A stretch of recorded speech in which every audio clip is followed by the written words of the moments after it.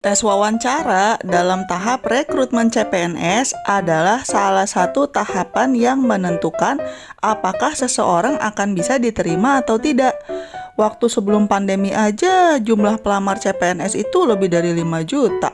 Apalagi setelah pandemi kayak begini. Kayaknya persaingannya akan jadi lebih ketat lagi. Meskipun kalian bisa lolos tes tertulisnya, tapi kalau tidak lulus interviewnya, tetap saja tidak bisa diterima jadi PNS. Makanya, di episode kali ini saya akan memberikan contoh-contoh pertanyaan yang biasanya ditanyakan pada tahap wawancara CPNS dan bagaimana cara menjawabnya. Mau tahu gimana detailnya? Sebelum kita membahas detailnya, jangan lupa untuk subscribe dan like karena channel ini membahas berbagai cara untuk mendapatkan uang tambahan. Kalau kalian ingin dapat uang dari YouTube, silakan klik link di deskripsi karena ada triknya loh supaya bisa cepat monetisasi. Selain itu, di deskripsi juga ada banyak sekali link lain yang bisa membantu teman-teman mencari penghasilan tambahan dan juga berhemat. Oke, yuk lanjut lagi nonton videonya. Selamat menonton! Tes wawancara merupakan salah satu bagian dari seleksi kompetensi bidang atau SKB dalam penerimaan CPNS. Tapi untuk masuk ke tahap wawancara, kalian harus terlebih dahulu lolos tes tulis seleksi kompetensi dasar atau SKD dan menjadi peringkat 3 besar di instansi yang kalian lamar. Pertanyaan yang biasanya ditanyakan pada saat wawancara CPNS itu kurang lebih sebagai berikut. Contoh pertanyaan, kenapa mau jadi PNS? Bukannya gaji lebih besar kalau bekerja di swasta atau berwirausaha? Apa motivasi Anda? Untuk menjawab pertanyaan ini, kalian jangan bilang, abis udah nyari kerja kemana-mana tapi nggak dapat. Atau ingin punya pekerjaan yang ada uang pensiunnya. Atau biar gampang dapat beasiswa ke luar negeri. Jangan jawab seperti itu. Fokuslah dengan apa yang bisa kalian lakukan untuk memberikan manfaat di instansi yang kalian apply dan pengalaman apa yang kalian miliki. Berikut contoh jawabannya. Saya ingin menjadi PNS karena ingin ikut memajukan bangsa. Dengan latar belakang pendidikan saya di bidang ekonomi dan juga aktif berorganisasi di koperasi universitas dan di himpunan saat kuliah, saya adalah kandidat yang cocok untuk posisi ini. Contoh pertanyaan selanjutnya, ceritakan tentang diri Anda, kenapa Anda lebih baik dari pelamar lainnya?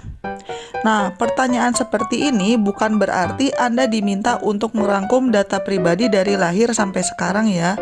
Nggak perlu tuh cerita hal-hal pribadi seperti anak keberapa dari berapa bersaudara, hobinya apa, dan sebagainya. Yang ingin diketahui oleh pewawancara adalah hal-hal yang terkait dengan kualifikasi Anda dan apakah cocok atau tidak dengan posisi yang dilamar.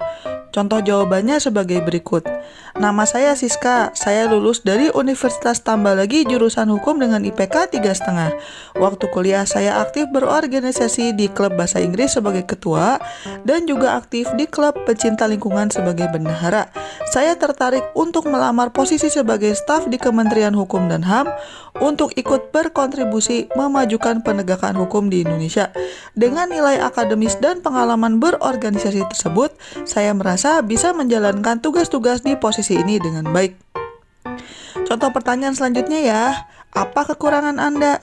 Nah, untuk menjawab pertanyaan seperti ini, Anda harus bisa memposisikan kelemahan tersebut sebagai kekuatan yang terselubung atau menunjukkan usaha apa yang Anda lakukan untuk memperbaiki kekurangan tersebut. Ini contoh jawabannya ya. Pertama, wah saya suka lupa waktu nih kalau sudah mengerjakan sesuatu. Ini cara halus untuk mengatakan Anda itu rajin ya. Atau contoh jawaban yang kedua ya. Bahasa Inggris saya masih kurang lancar, makanya sekarang saya sedang les di tempat kursus A dan juga banyak membaca buku-buku dalam bahasa Inggris untuk berlatih. Contoh pertanyaan selanjutnya, kesalahan paling besar apa yang pernah Anda lakukan? Nah, ini pertanyaan jebakan guys. Anda tidak perlu memberikan jawaban yang terlalu jujur dan polos. Untuk pertanyaan tentang kesalahan, yang paling aman adalah memberikan jawaban yang terkait dengan keluarga. Hindari memberikan jawaban kesalahan ketika kerja atau magang, kecuali kalau Anda melengkapi jawaban tersebut dengan apa yang Anda lakukan untuk memperbaiki situasinya. Ini contoh jawabannya ya. Saya menyesal waktu kecil sering tidak mau kalau diajak ayah dan ibu makan bersama di meja makan. Setelah saya dewasa dan tinggal merantau, baru sekarang saya merasakan momen kebersamaan keluarga itu sangat penting. Contoh pertanyaan selanjutnya ya. Apakah Anda siap untuk ditugaskan di mana saja? Pertanyaan ini harus dijawab iya kalau Anda mau lulus.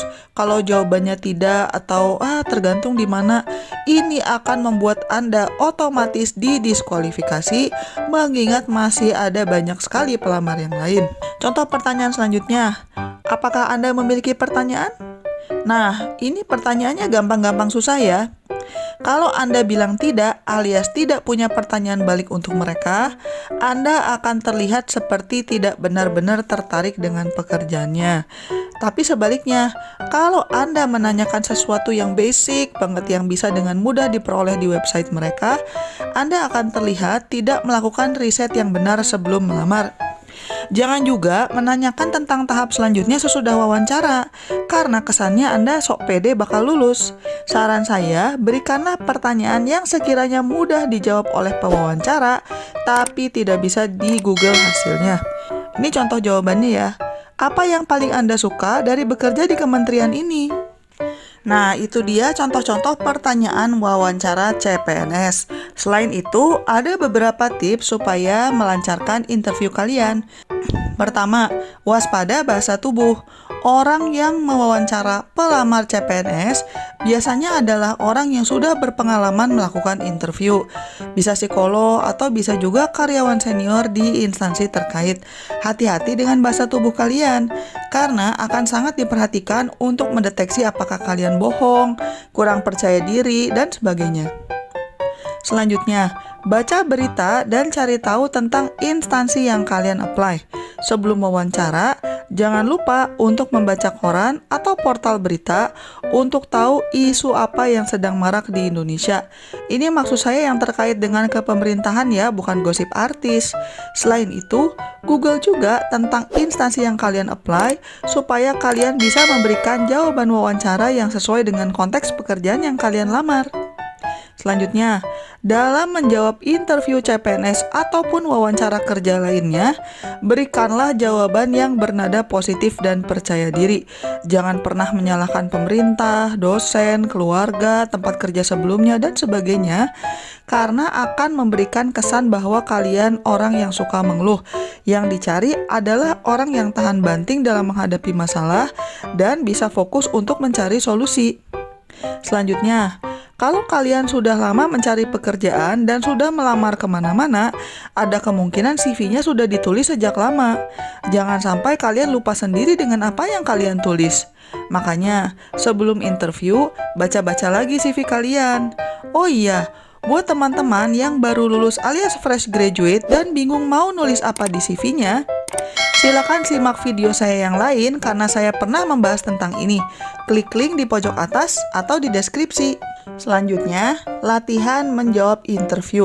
Sebagian besar pertanyaan wawancara kerja sebenarnya bisa diprediksi. Kalau kalian mengandalkan jawaban refleks, belum tentu bisa memberikan jawaban yang terbaik, apalagi kalau kalian gugup. Makanya saya sarankan teman-teman untuk mempelajari lagi pertanyaan-pertanyaan apa yang mungkin ditanyakan saat wawancara dan tulis sendiri versi jawaban yang sesuai dengan situasi kalian. Hafalkan, kemudian berlatih di depan kaca. Oke, semoga lancar dan diberikan yang terbaik ya. Kalau teman-teman ingin tahu cara-cara lain untuk mendapatkan uang tambahan, silakan mampir ke channel saya dan klik berbagai link yang ada di deskripsi. Jangan lupa juga untuk subscribe ya. Sekian dulu episode kali ini dan selamat mencari uang tambahan. Bye-bye!